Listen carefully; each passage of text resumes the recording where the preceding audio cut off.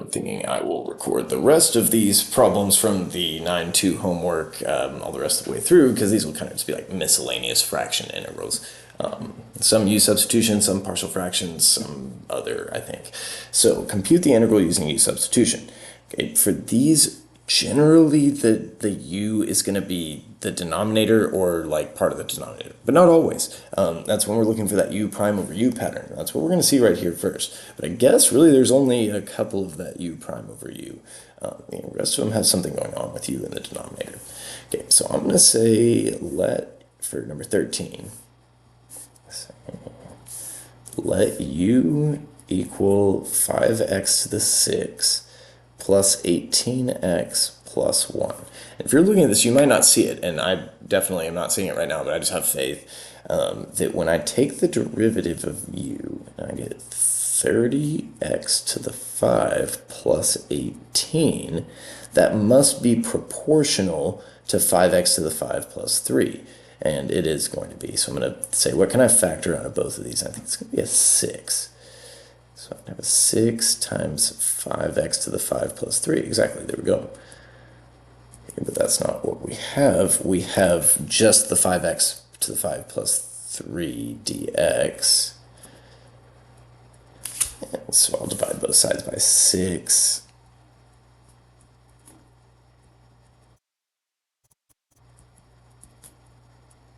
And I'll have a perfect match. So, okay, so now I'm going to say, now integrating the 5x to the 5 plus 3 became a 1/6 and a du. And then we're going to have 1/6 divided by what we're now calling u. And you could factor the 1/6 out the front, or you could just say, okay, that's going to be 1/6 of the natural log of the absolute value of u plus c. And then that's 1/6 of the natural log of the absolute value of 5x to the 6 plus 18x plus 1 plus c. All right, for number 14, I think it's going to be the same thing. We're going to need to have faith and let u be kind of the inside of the square root down there in the denominator. Because to me, it looks likely that the derivative of 3x to the 3 minus 2x plus 1 could be proportional to that numerator. So u equals 3x cubed minus 2x plus 1. So that, whoops, wrong color, but I'll just write it in and then switch it.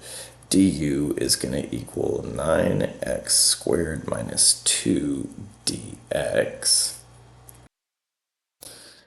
And I'm thinking, what do I need to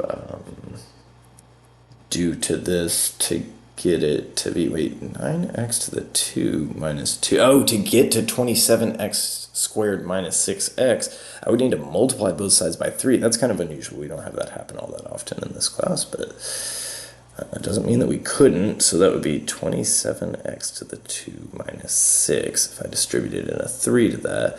And so I'm going to now have 3 in the numerator. Oh, and it's a definite integral, so I need to convert the bounds.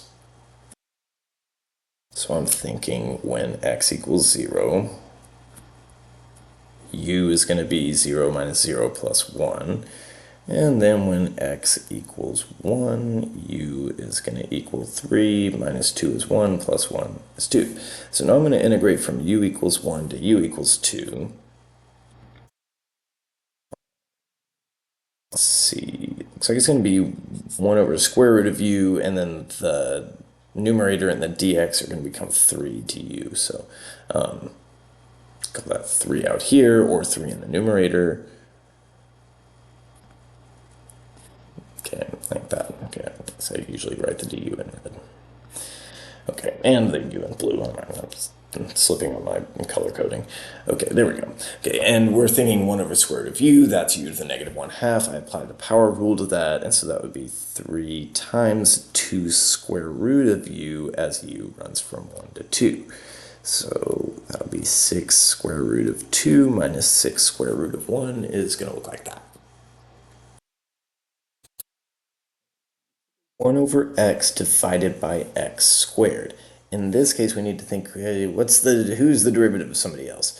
And if you were to write this as the integral from 1 to 2 of e to the x to the negative 1 multiplied by x to the negative 2, then you could see, okay, well, the derivative of x to the negative 1 is going to be close to x to the negative 2.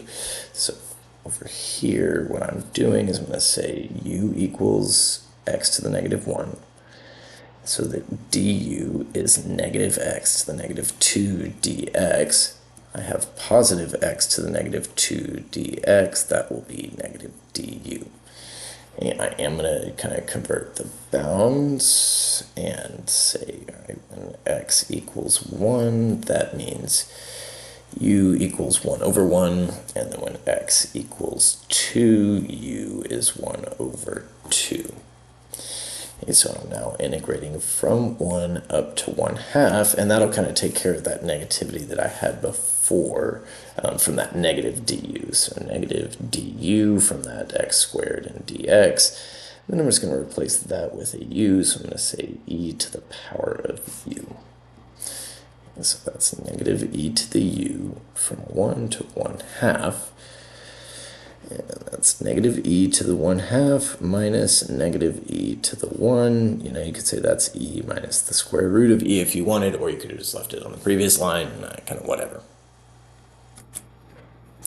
Okay, 16, cosine square root x over square root x. And this is kind of another one of those patterns that I don't think we did quite enough of when we were studying U-Substitution for the first time, but I didn't worry about it that much because I knew we were going to come back on it here in January. So cosine of square root x divided by the square root of x. We're going to need to let u equal x to the 1/2, because what we could do, I could again rewrite this for you in a way that would kind of I think, reveal it a little bit better. X to the 1/2 multiplied by x to the negative 1/2 dx. Okay, so I think, that kind of reveals it a little better, especially with parentheses and the outside and the inside and somebody's derivative being somewhere else. So u equals x to the 1/2 power. Du is 1/2 x to the negative 1/2 dx. I have 1x to the negative 1/2 dx, so I'm going to be multiplying both sides by 2. And so now these two things became a 2 du, and I'm integrating the cosine of what I'm now calling u. Okay, I know how to anti-differentiate cosine. And that's going to be 2 sine of the square root of x plus c. All right, we're 17. This is back to the u prime over u pattern. So e to the x minus 2x, its derivative is e to the x minus 2. So I'm going to let u equal e to the x minus 2x. Means that du is going to equal e to the x minus 2 dx. And that's exactly what we have up there. So this is, and I'm going to need to convert the bounds. X equals 0. U equals e to the 0 is 1 minus 2 zeros. And then when x equals 1, u is going to equal e to the 1 minus 2. Okay, so I'm going to integrate from 1 to e minus 2 on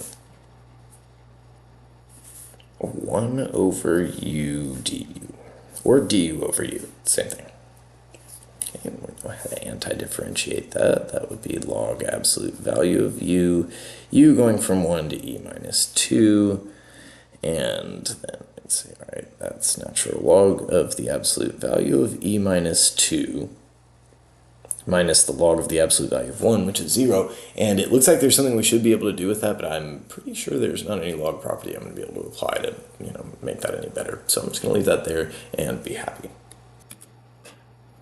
Oh, this is a good one, I think. E to the x over the square root of 1 minus e to the x plus 1 squared. Okay, so what are we even looking at here? Think to yourself, whose derivative is somebody else? I see that e to the x plus 1, the derivative of that is e to the x. The derivative of e to the x is e to the x, but it wouldn't make sense to let the numerator be u, and then have du be sitting inside of a parentheses inside of a square root in a denominator. That wouldn't make any sense. So we want that du to be like something multiplied on the outside also. That's not something we trim our decisions down based off of very often, but it wouldn't be a consideration in this case. So e to the x plus 1 du is going to equal e to the x plus 0 dx, which is exactly what I have. So I'm going to have a du. I'm going to be integrating 1 over the square root of 1 minus u squared. It's like, oh man, I forgot about that. That's a formula I'm supposed to know. That's somebody's derivative. And what that is that's the derivative of arc sine. And we do need to know that. And this is kind of just a preview of something we're going to need to do a couple of lessons from now. So I figured I'd just start reminding you of your arc trig antiderivatives today so that, it wasn't a surprise or anything in the future. And homework is a nice low stakes environment to do that. U is e to the x plus 1, so that's going to be arc whose sine is e to the x plus 1 plus c. And it's going to be a very limited domain. Okay, but there you go. Think of it. As you can see, even subtracting some squared number from 1, that's also going to be troublesome. Okay, now I've got 2 over here that are just kind of like miscellaneous integrals. Oh yeah, okay. These two, one on the right, I've seen one AP calculus question that had a triple product in the denominator. Kind of the boundary of the course says linear non-repeating factors. It doesn't say that there's only 2. I don't see a whole lot of added benefit with a third, but I've seen the problem out there, so I'm going to train you on it, and so it's possible. It's not that much worse, but you can see there's not a whole lot of value added, so he's saying it's probably not likely to show up on your exam. All right, anyway, this one looks factorable, so you might be thinking, oh, I'll do partial fractions on it, and you can, but I think one of the a or the b is going to be 0, because when you factor this thing, you can actually just, cancel the x's, is what I'm saying. X times x minus 3. I'll just get rid of those. That's going to be equal to 5 over x minus 3, just provided that x is not equal to 0, which between 4 and 7 it almost certainly is not. It's 5 over x minus 3, and now we're in business. So that's going to be 5 natural log absolute value x minus 3 as x goes from 4 to 7. And so that's 5 natural log of 7 minus 3 minus 5 natural log of 1. Okay, so that would be 5 log of 4. 4 to the 5 is the same as 2 to the 10. 1024, right? Yeah. All right, so with number 20, not only does this have the extra special treat of having 3 factors in the denominator, I see that 2x minus 1 and the 1 minus x both. Those are both ones we're going to have to be careful on with the chain rule. So I'm going to say, all right, 8 minus 4x squared over all 3 of these factors, x plus 3, 2x minus 1, and 1 minus x, say a over x plus 3, b over 2x minus 1, and c over 1 minus x. I'm going to multiply both sides by, I guess, all 3 denominators. It's been a very long time since I've done partial fraction decomposition that wasn't just 2 linear non-repeating factors. I did a bunch of them when I was a student in pre-cal, but that was a very long time ago now. So I'm going to just say, I guess, 8 minus 4x squared. Okay, when I multiply both sides by all 3 denominators, still only 1 per fraction is going to cancel. So I think I'm going to have a multiplied by 2x minus 1 and 1 minus x. Then I'll have b multiplied by x plus 3 and 1 minus x, plus c multiplied by x plus 3 and 2x minus 1. Yeah. Okay. And it's all coming back to me now. Thank you, Mrs. Doherty, back in like 2006 or whatever. So I'm going to let x equal 1. 8 minus 4 is 4. I'm not going to look at this. Okay, when x equals 1, I have 0a, 0b, c multiplied by x is 1. That's going to be x plus 3 is 4. 2 minus 1 is 1. Oh, hey, c equals 1. Cool. Okay, when x equals, what else does x need to equal? Maybe 2x plus 1, that would be 0.5. Okay, now if I square a half, I get a quarter, but I'm multiplying it by 4. Okay, so 8 minus 4 fourths is 7. 0a, 3.5b, times, wait, no, 3.5 times 1 minus a half is another half. Okay, so I think that means b is going to need to equal 4, because I was thinking it needed to equal 2, and yeah, it needs to have 2 more in it to kind of deal with that half. And then when x equals, what would the other one be? Negative 3, 8 minus 4 times 9. Let's deal with that later. It's going to be 28, negative 28. Well, let's have faith. It's going to be the a is what this is helping me find. So negative 6 minus 1 is negative 7. Oh yeah, that divides negative 28. Times 1 minus negative 3 is 4 times a. Okay, so I'm looking at negative 28 equals negative 28a. Okay, so a equals 1 also. All right, so after all of this, I need to zoom out a little bit. I'm integrating a was 1, went over x plus 3. B was 4, which went over 2x minus 1. And c was 1, which went over 1 minus x. And remember, I'm going to have to be careful about the 2x minus 1 and the 1 minus x because of the 2x and the negative x. So, all right, let's say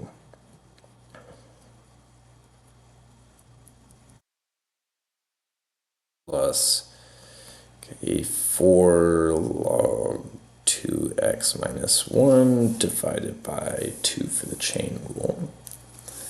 And then I'm also going to need to be subtracting the log of the absolute value of 1 minus x here and adding some constant, I'll call it k because c has already been, committed to something, meaning something else on what I've written here.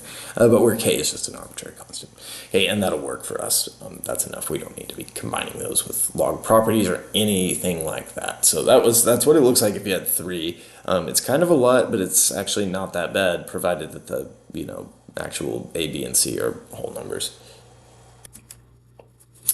All right, now here, finding an antiderivative for this when p is between 0 and 25. So I need to factor the denominator. That's going to be, I can factor out a p, so it's p times 25 minus p.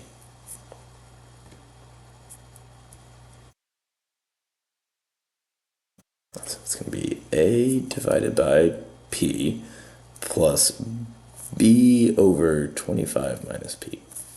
And then I'm going to multiply both sides by both denominators, and I'll get 1 equals a times 25 minus p plus b times b.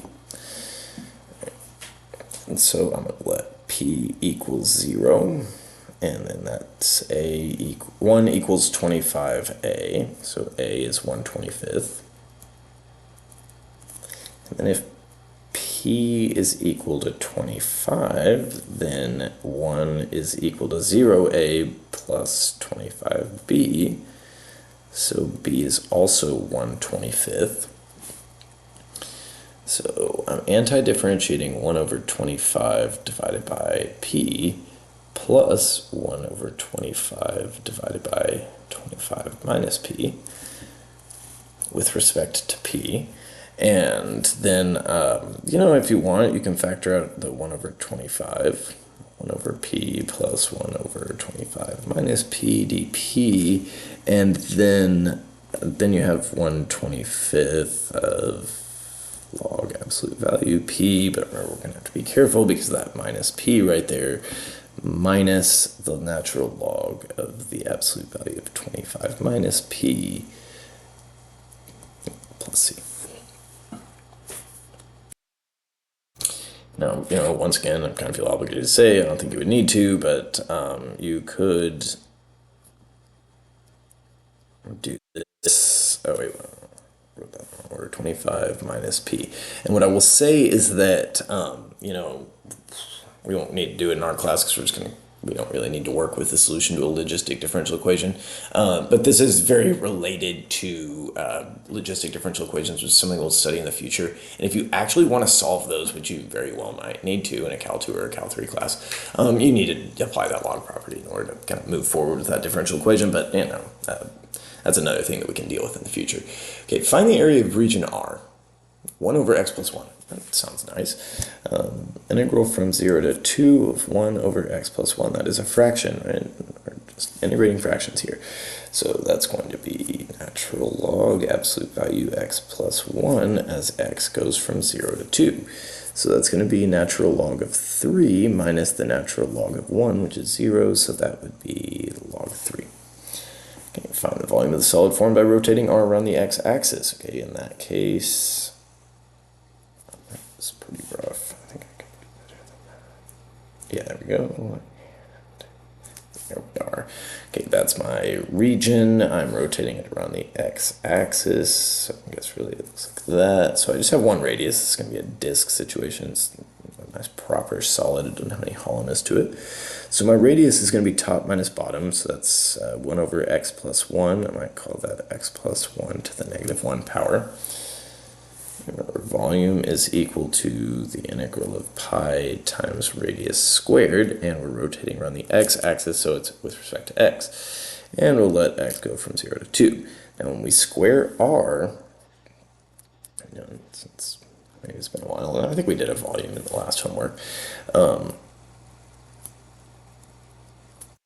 just be x plus 1 to the negative 1 squared is x plus 1 to the negative 2. Remember, we need to use the power rule, not a natural log on this. So pi times negative of x plus 1 to the negative 1, x going from 0 to 2. All right, x plus 1. Okay, I was concerned about that. So that would be another improper integral, which is something we're going to learn how to do very soon, but you don't know how to do quite yet. So pi multiplied by, well, negative x plus 1 to the negative 1, maybe I'll rewrite that. That's negative 1 over x plus 1.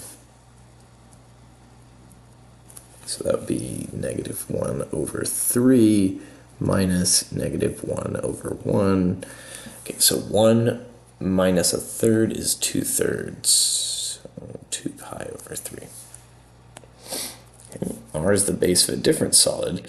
For this solid, at each x, the cross-section perpendicular to the x-axis is a rectangle with base in R. So I just grab that and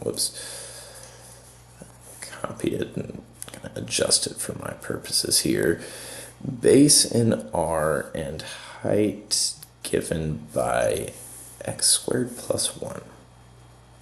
Okay, so that's the base of my rectangle. So base equals x plus 1 to the negative 1. Height is equal to x squared plus 1. The area of a cross-section is base times height, which is going to be x squared plus 1 times x plus 1 to the negative 1. I might actually, because I can see where this is going. This is a little tricky here. Go here. This is a bigger on top fraction. I would need to use long division. Okay, but me personally, I prefer to use synthetic over long. So I'm going to say 1x squared 0x plus 1 divided by x plus 1 is going to be x minus 1 plus 2 over x plus 1. Okay, and that's going to be my area formula. Okay, when we are talking about cross sections and the region is the base of a solid, our formula is we just integrate our area, and if we're cutting against the x-axis with respect to x, and again, x is going to go from 0 to 2. Okay, so that's the integral from 0 to 2 of x minus 1 plus 2 over x plus 1. Okay, I anti-differentiate.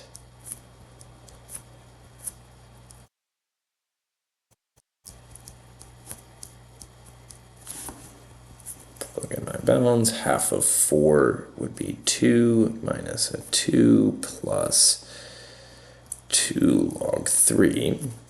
When I plug in 0, I get 0 minus 0 plus 2 logs of 1, which is also 0. And so this is all equal to 2 natural log of 3. And that's a positive number, so we have a positive area. Okay, now with a calculator, we want to find the perimeter of R. Okay, and yeah, I guess I can show you me doing that. The perimeter of R, let's go back over here and try to see if we can let's do at least the solid parts first. So that's going to be 1, or I guess the straight parts. This is 2. The height here is going to be the height of the graph at 2. It's 1 over x plus 1, right? Yeah, so 1 over 2 plus 1 is 1/3. So 3 1/3, that's a total of 10/3. Plus, we're going to have to integrate to find the length of the curve. Okay, so I've got 10/3. And I'm going to be adding to that the integral from x equals 0 to x equals 2. Now, the formula for the arc length is the square root of 1 plus dy dx squared with respect to x. Okay, now we need to figure out what dy dx is. So let's say, well, y equals x plus 1 to the negative 1. So dy dx is the negative of x plus 1 to the negative 2, I guess times 1 for the chain rule. And so that's what I'm going to plug in there. You could say, okay, I'm going to square the negative, so it's going to become a positive, or you could just leave it in there anyway, 1 over x plus 1 squared. And there we go. That's what you would plug into a calculator. I'll do it off to the side. All right, when I ran that through a calculator, I got 5.480, which seems, pretty believable. And then over here, the velocity of an object moving along a straight line is given by 1 over t squared minus 1. T equals 2, the position is x equals 0. Write an equation for the position at any time t. All right, so if velocity is here, position is going to be an antiderivative for that velocity. 1 over t squared minus 1. This is 1 over t squared plus 1. That would be like arctangent of t. But that's not what I've got. T squared minus 1 is factorable, though, so I'm going to go and do partial fractions.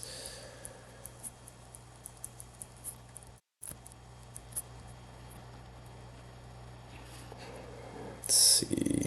A over t plus 1 plus b over t minus 1. So that means 1 is a multiplied by t minus 1 plus b multiplied by t plus 1.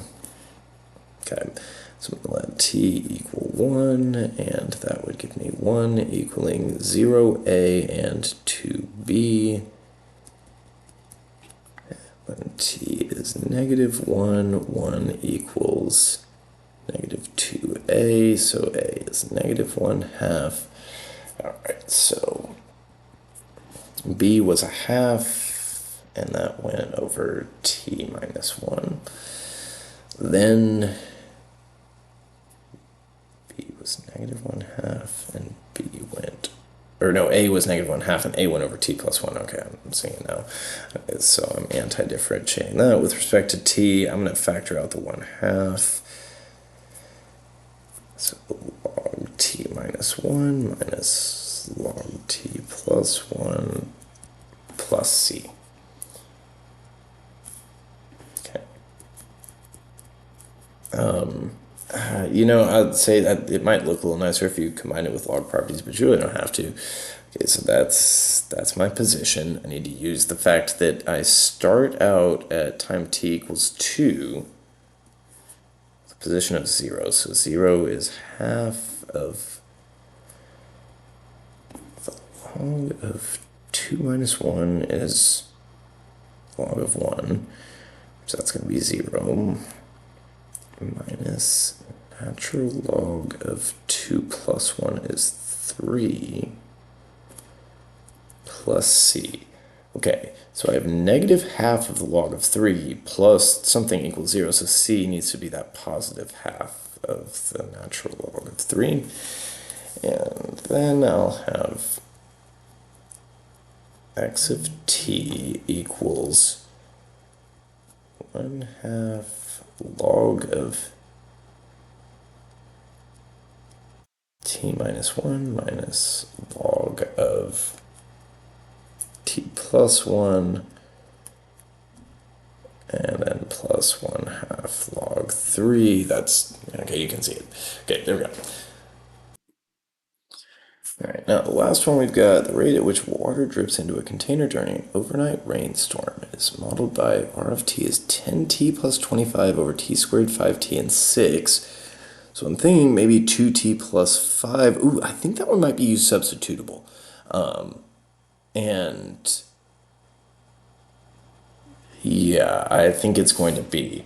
I think you could also try to do partial fractions on this one because it's factorable. I forget what happens if you try to do partial fractions on one that you can also do u du on. I think it works out to an equivalent number. How much water accumulates in the bucket between 2 and 3 if we're given a rate? We just need to integrate the rate.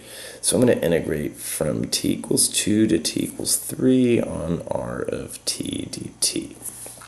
But let's say, yeah, I'm just going to do it with U-substitution first. I'm going to let u equal t squared, 5t, and 6, so that du is 2t plus 5 dt. But if I had 10t plus 25 dt, that would be 5 du. Convert the bounds as well. From 2 would be u equals, all right, 4 and 10 is 14 and 6 is 20. Plug in 3, I'd get 9, and 15 is 24, and 6 is 30. Cool. Integral from 20 to 30 of 5 over u du.